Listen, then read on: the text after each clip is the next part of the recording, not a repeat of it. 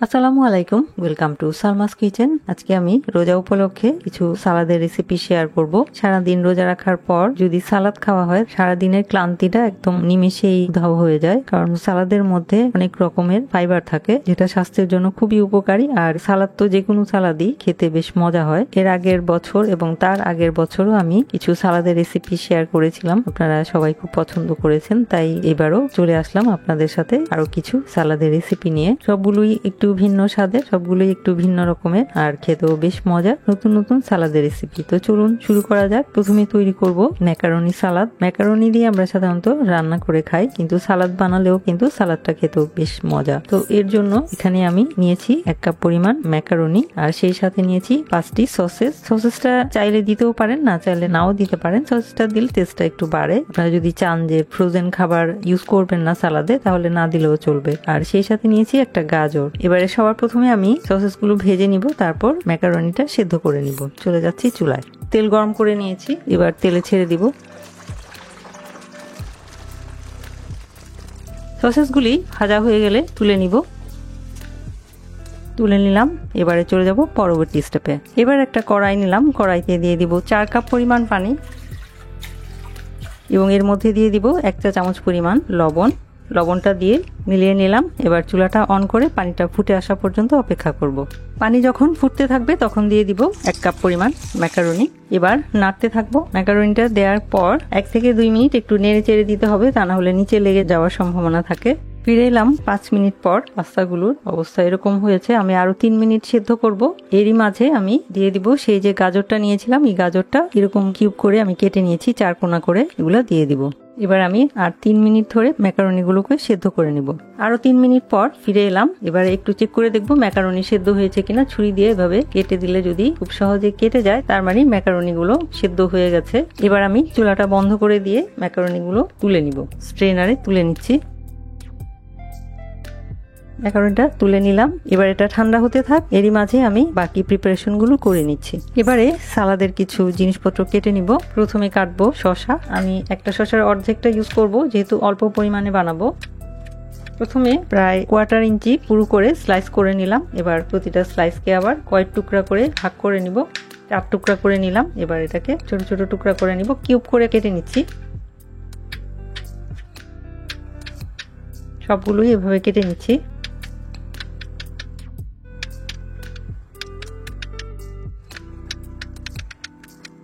শসাটা কাটা হয়ে গেল। এটা একটা বাটিতে তুলে নিচ্ছি। এবার কাটবো ক্যাপসিকাম। ক্যাপসিকামে 4 ভাগের 1 অংশ ইউজ করব। সাদা অংশটা বাদ দিয়ে দিব। এবার এটাকে একই রকম ভাবে কাটার চেষ্টা করছি। কিউব করে কেটে নিব। আমি কাঁচি দিয়ে কেটে নিচ্ছি। আপনারা যার যা সুবিধা মতো বটি দিয়ে কেটে নিতে পারেন, অথবা ছুরি দিয়েও কেটে নিতে পারেন। যার যা সুবিধা মতো কেটে নিলেই হলো। কিভাবে বানাতে হবে সেটা হচ্ছে আসল কথা। এক সাইডে রেখে দিলাম। এবারে কাটবো টমেটো। টমেটো আমি অর্ধেকটা ইউজ করব। মুখের অংশটা বাদ দিয়ে দিব। এবার এই যে বিচির অংশটা আছে সেটাও বাদ দিয়ে দিব। এবার এটাও কাঁচি দিয়ে কেটে নিচ্ছি। টমেটোটাও কিউব করে কেটে নিচ্ছি। টমেটোটাও কেটে নিলাম, এক সাইডে রেখে দিলাম।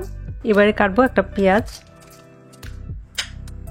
পেঁয়াজটাকেও একটু কিউব করে কেটে নিচ্ছি। পেঁয়াজটা এত মোটা করা যাবে না, কারণ বাইটের মধ্যে পেঁয়াজ বড় করে পড়লে সেটা খেতে ভালো লাগবে না। পেঁয়াজটাও কেটে নিলাম। এবারে একটা লেবু কেটে নিব। লেবুর একটা স্লাইস আমি এখানে ব্যবহার করব। বাস, আমার কাটাকাটি শেষ। এরই মাঝে আমি ধনিয়া পাতা আর কাঁচামরিচ কেটে নিয়েছি। একটা কাঁচামরিচ, আর এখানে আছে 1/4 কাপ পরিমাণ ধনিয়া পাতা কুচি। এবারে আমি সসেসগুলো একটু ছোট ছোট পাতলা করে কেটে নিচ্ছি। এরকম প্রায় 1/2 ইঞ্চি পরিমাণ দূরত্বে কেটে নিচ্ছি। সসেসটাও কেটে নিলাম। এবারে সব কিছু একসাথে মিলিয়ে নেওয়ার পালা। একটা বড় মিক্সিং বোল নিলাম। এর মধ্যে সবার প্রথমে নিয়ে নিব সেদ্ধ করে নেওয়া ম্যাকারনি আর গাজর। এর মধ্যে নিয়ে নিব কেটে রাখা শসা, কেটে রাখা টমেটো, কেটে রাখা ক্যাপসিকাম এবং কেটে রাখা পেঁয়াজ। সেই সাথে যোগ করব ধনিয়া পাতা কুচি, কাঁচামরিচ কুচি দিয়ে এবার মিলিয়ে নিব। মিলিয়ে নিলাম। এবারে যোগ করব সসেস, আবারও মিলিয়ে নিব। এবারে যোগ করব 2 টেবিল চামচ পরিমাণ টমেটো চিলি সস এবং 2 টেবিল চামচ পরিমাণ মেয়োনেজ এবং 1 স্লাইস লেবুর রস। দিয়ে দিলাম। এবার যোগ করব 1 চা চামচের 3 ভাগের 1 ভাগ পরিমাণ কালো গোলমরিচের গুঁড়া। এখন আবারও সবকিছু একসাথে মিলিয়ে নিব।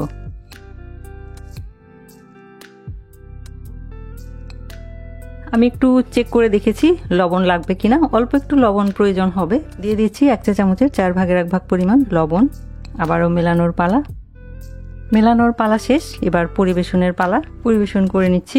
তৈরি হয়ে গেল একদমই সাধারণ একটা রেসিপি, ম্যাকারনির সালাদ। কিন্তু এটা এত খেতে মজা, একবার হলেও বানিয়ে খেয়ে দেখবেন। আশা করছি অনেক অনেক ভালো লাগবে। খুবই সিম্পল কিন্তু খুবই মজার একটা রেসিপি, তৈরি করা একদমই সহজ। আর আজকে আমি যে মেয়োনেজটা ব্যবহার করেছি সেটা ঘরে তৈরি মেয়োনেজ, সেদ্ধ ডিম দিয়ে করা। এটা অনেক ভাইরাল একটা রেসিপি, আমি শেয়ার করিনি, তবে খুবই সহজ একটা রেসিপি। এই মেয়োনেজটা ঘরেই তৈরি করা যায়। তো এই ঘরে তৈরি মেয়োনেজ দিয়ে তৈরি করেছি, খুবই মজা হয়েছে। পরিবেশন করে নিলাম। এবার সবার উপরে দিয়ে দিব চিলি ফ্লেক্স। তো আশা করছি ম্যাকারনি সালাদের এই রেসিপিটা আপনারা তৈরি করে খাবেন। আশা করছি খুবই ভালো লাগবে। রোজার মধ্যে ইফতারিতে এই রেসিপিটা যদি আপনারা চান রাখতে পারেন। খুবই মজার একটা রেসিপি। শুধু এই সালাদটা খেলেই আপনাদের পেট ভর্তি করে খাওয়া হয়ে যাবে। মাত্র 1 কাপ ম্যাকারনি দিয়ে কতগুলো সালাদ হয়েছে। দুজন মানুষ যদি একদম পেট ভর্তি করে খেতে চায় তাহলে খেতে পারবে এই 1 কাপ ম্যাকারনি দিয়ে। তো আশা করছি ম্যাকারনি সালাদের এই রেসিপিটা আপনারা একবার হলেও তৈরি করে খাবেন। আশা করছি ভালো লাগবে এবং এটার প্রেমে পড়ে যাবেন। এবারে তৈরি করব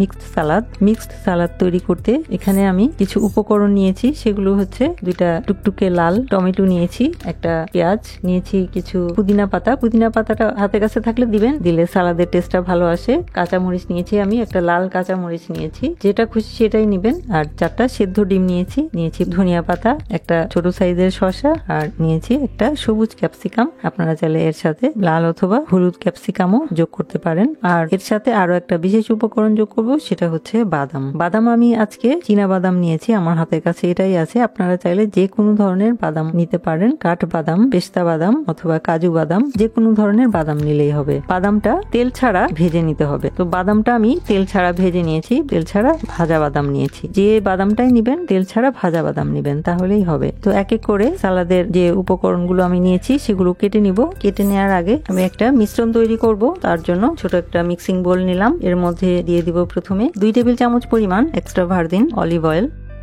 1.5 টেবিল চামচ পরিমাণ মধু, 1 চা চামচ পরিমাণ চিলি সস। চিলি সসটা অপশনাল, না চাইলে নাও দিতে পারেন, দিলে টেস্টটা ভালো আসবে। আবারও বলছি, সসটা কিন্তু অপশনাল, এটা জাস্ট স্বাদ বাড়ানোর জন্য আমি যোগ করছি। যারা ডাইটিং এর জন্য এই সালাদটা বানাবেন তারা চাইলে মধু এবং টমেটো সসটা স্কিপ করতে পারেন। সেই সাথে দিব আধা চা চামচ পরিমাণ কালো গোলমরিচের গুঁড়া, আধা চা চামচ পরিমাণ বিট লবণ, 1 চা চামচের 3 ভাগের 1 ভাগ পরিমাণ খাওয়ার লবণ এবং 1 টেবিল চামচ পরিমাণ লেবু রস।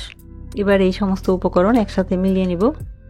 মেলানো হয়ে গেলে এখন এই মিশ্রণটা একপাশে রেখে দিব। এবার এক এক করে সালাদের উপকরণগুলো কেটে নিব। প্রথমে কাটবো শসা। শসার উপরে একটু দাগ কেটে নিব, তারপর শসার দুপাশ কেটে লম্বালম্বি ভাবে 4 টুকরা করে নিব। এবার ছোট ছোট স্লাইস করে নেব। একইভাবে বাকি অংশটাও কেটে নিব। একটু পাতলা করেই কাটবো, খুব বেশি মোটাও না আবার খুব বেশি পাতলা না, মোটামুটি পাতলা করে কেটে নিব। কারণ শসা যদি বেশি মোটা করে কাটা হয় তাহলে খাওয়ার সময় আবার ভালো লাগবে না। যেহেতু খোসা সহ আমি কেটে নিচ্ছি, আপনারা চাইলে খোসাটা বাদ দিয়েও নিতে পারেন। আমি খোসা সহই নিচ্ছি। খোসা সহ নিলে সালাদটা দেখতে বেশি ভালো লাগে আর খেতেও ভালো লাগে। এবার এই শসাটা একটা মিক্সিং বলে নিয়ে নিব। শসাটা নিয়ে নিলাম। এবার কাটবো ক্যাপসিকাম। ক্যাপসিকামের অর্ধেক অংশ আমি এই সালাদে ব্যবহার করব, আর অর্ধেকটা রেখে দিব। ভেতরের যে বিচির অংশটা সেটা বাদ দিয়ে দিব। এবার এই অংশগুলোকে 2 ভাগ করে নিব এবং এটাও পাতলা পাতলা স্লাইস করে, একদম এটা শসার মতো পাতলা না, প্রায় আধা ইঞ্চি পুরু করে কেটে নিব।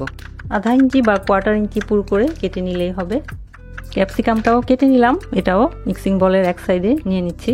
এবার কাটবো টমেটো। টমেটোর বোটার অংশটা বাদ দিয়ে দিব। এবার লম্বালম্বি ভাবে টুকরা করে নিব এবং বোটা বরাবর যে শক্ত অংশটা থাকে সেটা বাদ দিয়ে দিব। টমেটোটাকে কেটে নিলাম। এখন টমেটোর মধ্যে আরেকটা টুকরা করে নিব। এবার বিচির অংশটা বাদ দিয়ে দিব। বাকি অর্ধেকটাও একইভাবে কেটে নিব, অর্থাৎ বিচিটা আমি বাদ দিয়ে দিচ্ছি। এবার এটাকে স্লাইস করে নিব ক্যাপসিকামের সমান করে। এভাবে বাঁকা করে কাটলে তাড়াতাড়ি কাটা যায় টমেটো, কারণ টমেটোর উপরে যে খোসাটা সেটা অনেক শক্ত। অনেক সময় উপর দিয়ে কাটতে গেলে ছুরিটা ভেতরে ঢুকতে ঢুকতে চামড়াটা থেতো হয়ে যায়, আবার ভেতর দিয়ে কাটতে গেলে চামড়াটা অনেক সময় কাটা হয় না। তাই এভাবে একটু বাঁকা করে কাটলে ইজিলি কাটার হয়ে যায়। বিচির অংশটা আমি বাদ দিয়ে দিব। এই যে একটা টমেটো আমার কাটা হয়ে গেল, এবার আরেকটা টমেটো কেটে নিব।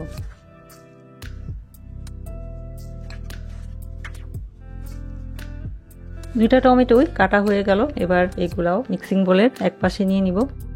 এবার কাটবো পেঁয়াজ।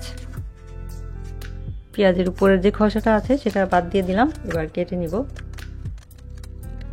পেঁয়াজের অর্ধেকটা নিলাম, এটাও মিক্সিং বোলের এক পাশে নিলাম।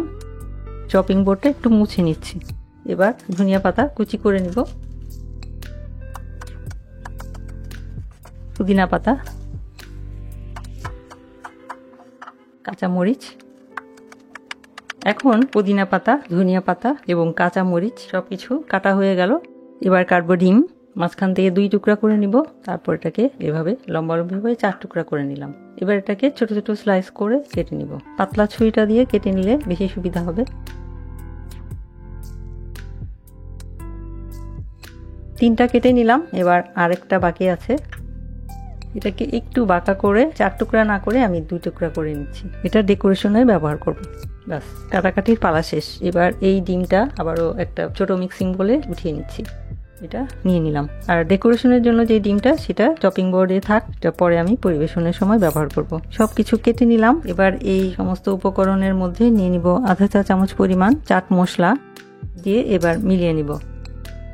মেলানো হয়ে গেলে এবার এই যে মিশ্রণটা আমি বানিয়ে রেখেছিলাম এটা এর মধ্যে দিয়ে দিব। এবার আবারও মিলিয়ে নিব। মিলিয়ে নেওয়ার পর এবার যোগ করব এই যে কেটে রেখেছিলাম ডিম, সেটা। এবার ডিমটা দিয়েও হালকা হাতে মিলিয়ে নিব। ডিমটা দিয়ে হালকা হাতে মিলিয়ে নিলাম। এবারে পরিবেশনের পালা।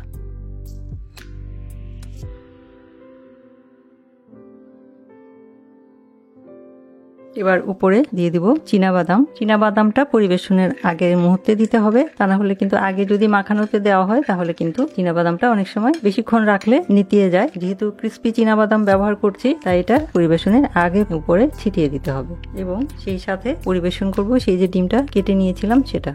তৈরি হয়ে গেল হেলদি, পুষ্টিকর আর খুবই মজার মিক্সড সালাদ। এভাবে খুব সহজেই কিন্তু আমরা কয়েকটা উপকরণ দিয়েই এই সালাদটা তৈরি করতে পারি, যেটা খেতে খুবই মজা আবার একইভাবে খুবই পুষ্টিকর। যারা ডাইটিং এ আছেন তারা ইচ্ছা করলে রেসিপিটা তাদের খাবারের মেনুতে রাখতে পারেন। আশা করছি ভালোই লাগবে। আসছে রোজায়ও আপনারা ইচ্ছা করলে এই সালাদটা আপনাদের ইফতারির মেনুতে রাখতে পারেন। সারাদিন রোজা রাখার পর যেমন এটা পুষ্টিগুণে ভরপুর, তেমনি খেতেও মুখরোচক। তো আশা করছি রেসিপিটা আপনারা রোজায় ট্রাই করবেন। এবার তৈরি করব খুবই স্বাস্থ্যকর বিটের সালাদ। বিট এমন একটা সবজি যেটা খেলে রক্ত স্বল্পতা দূর হয়, হার্ট ডিজিজের জন্য উপকারী, ডায়াবেটিসের জন্য উপকারী এবং ক্যান্সার প্রতিরোধেও কাজ করে। তো সেজন্য বিটটা কিন্তু খুবই স্বাস্থ্যকর একটা সবজি। যদিও আমরা সচরাচর বিটটা খেতে চাই না বা বাজারেও খুব বেশি পাওয়া যায় না, শুধুমাত্র শীতকালেই আমরা বাজারে পাই। সারা বছর সুপার শপগুলোতে পাওয়া যায় কিন্তু অনেক দাম, কিন্তু শীতকালে এটা একটু কম দামে পাওয়া যায় এবং বাজারেই পাওয়া যায়। তো বিটের সালাদ তৈরি করতে এখানে আমি একটা বিট নিয়েছি। বিটের পুরোটা আমি সালাদে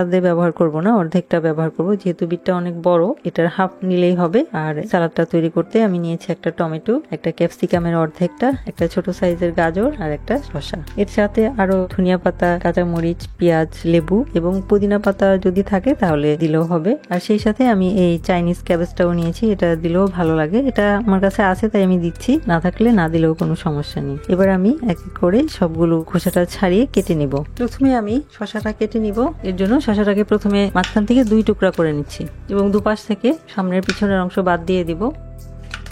এবার আমি এটাকে সরু সরু চিকন চিকন করে কেটে নিব।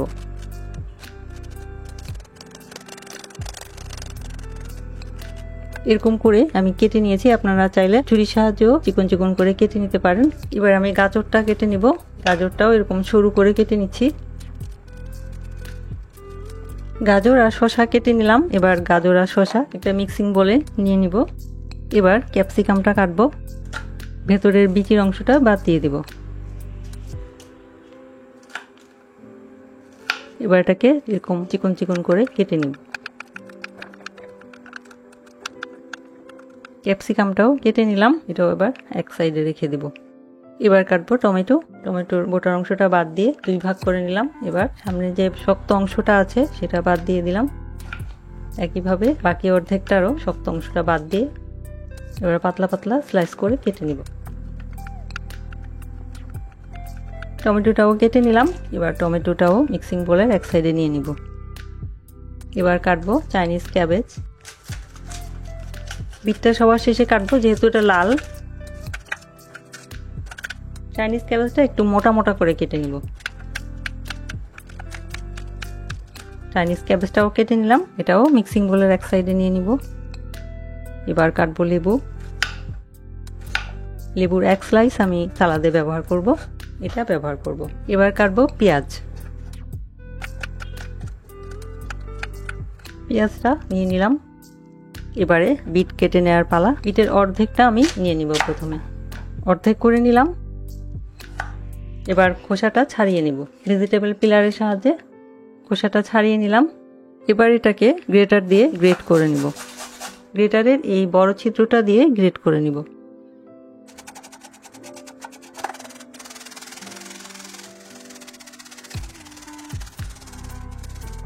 গ্রেট করে নিলাম। গ্রেট করে নেওয়ার পর বড় একটা মিক্সিং বোলের মধ্যে নিয়ে নিব।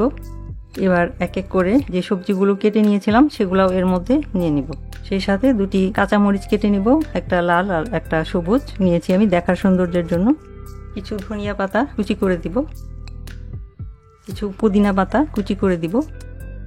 সেই সাথে দিয়ে দিব যে স্লাইস করে রেখেছিলাম সেই লেবুটা চিপে রসটা এর মধ্যে দিয়ে দিব এবং লেবুর খোসাটাও দিয়ে দিলাম। এবার দিয়ে দিব আধা চা চামচ পরিমাণ বিট লবণ, 1 টেবিল চামচ পরিমাণ extra virgin olive oil, 1 table চামচ পরিমাণ মধু।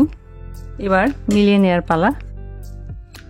মিলিয়ে নেওয়ার পর লবণটা একটু চেক করে দেখব, যদি লাগে তাহলে খাওয়ার লবণ যোগ করব, অথবা চাইলে বিট লবণও যোগ করা যাবে। লাগবে না, লবণ ঠিক আছে।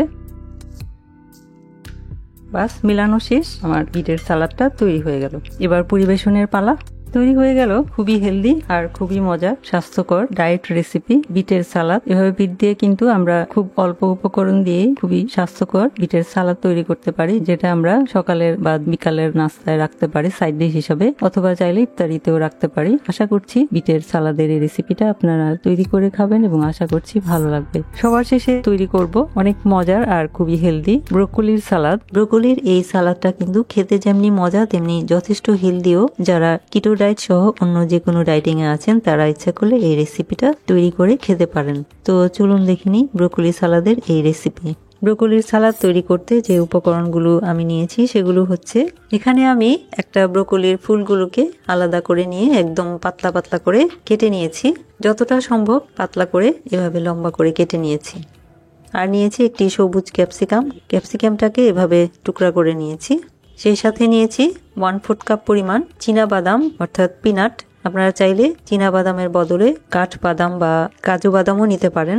আর একটি মোটামুটি বড় সাইজের টমেটো নিয়েছি, টমেটোটাকে একটু প্রায় আধা ইঞ্চি পুরো করে স্লাইস করে নিয়েছি। এবং নিয়েছি সুইট কর্ন, এটা আমি ক্যানের সুইট কর্ন নিয়েছি। এখানে প্রায় 1/4 কাপের মতো সুইট কর্ন আছে এবং 1/4 কাপ পরিমাণ গাজর কুচি নিয়েছি। সেই সাথে নিয়েছি 2 টেবিল চামচ পরিমাণ রসুন কিমা, 1 টেবিল চামচ পরিমাণ আদা কিমা, 2টি কাঁচামরিচ কুচি, 1 কাপের 4 ভাগের 1 ভাগ পরিমাণ পেঁয়াজ কিমা, আধা চা চামচ পরিমাণ কালো গোলমরিচের গুঁড়া, 1 চা চামচ পরিমাণ চিলি ফ্লেক্স, লবণ স্বাদ মতো, 1 টেবিল চামচ পরিমাণ সয়া সস, আমি এখানে লাইট সয়া সস নিয়েছি, আধা টেবিল চামচ পরিমাণ ওয়েস্টার সস। ওয়েস্টার সস যদি না থাকে তাহলে আপনারা সয়া সসের পরিমাণ আরও 1 টেবিল চামচ পরিমাণ বাড়িয়ে দিতে পারবেন। এবং সেই সাথে লাগবে অলিভ অয়েল। অলিভ অয়েলের বদলে আপনারা চাইলে যে কোনো ধরনের রান্নার তেল ইউজ করতে পারবেন, অথবা চাইলে বাটারও ইউজ করতে পারবেন। এই হচ্ছে মোট উপকরণ। রান্না শুরু করলাম। কড়াইতে দিয়ে দিব 2 টেবিল চামচ পরিমাণ তেল। তেলটা গরম করে নিব। তেল গরম হয়ে গেলে দিয়ে দিব চীনা বাদাম। এখন বাদামটাকে একটু ভেজে নিব। আমি এখানে খোসা ছাড়ানো ভাজা বাদামই নিয়েছি। বাদাম যখন ভাজা হয়ে যাবে তখন বাদাম ভাজার খুব সুন্দর একটা ঘ্রাণ চারদিকে ছড়াতে থাকবে। সে পর্যায়ে চুলাটা বন্ধ করে দিয়ে বাদামগুলো তুলে নিব।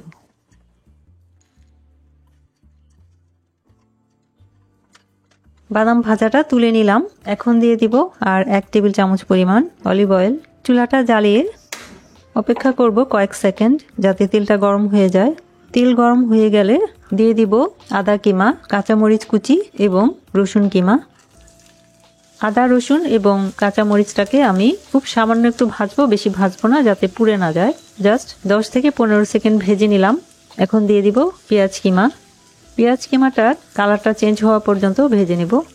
পেঁয়াজ কিমার কালারটা চেঞ্জ হয়ে স্বচ্ছ হয়ে গেলে সে পর্যায়ে দিয়ে দিব কেটে রাখা ব্রোকলি। এখন ব্রোকলিটাকে ভেজে নিব আদা রসুন পেঁয়াজ এবং কাঁচামরিচের সাথে। ব্রোকলি কিন্তু খুব সহজেই সেদ্ধ হয়ে যায়, খুব বেশিক্ষণ সময় লাগে না সেদ্ধ হতে। 1 মিনিটের মধ্যেই ব্রোকলির কালারটা চেঞ্জ হয়ে গেছে। এভাবে নেড়েচেড়ে ব্রোকলিটাকে আমি 3 থেকে 4 মিনিট ভেজে নিব। ব্রোকলিটাকে আমি 3 মিনিটের মতো নেড়েচেড়ে ভেজে নিলাম।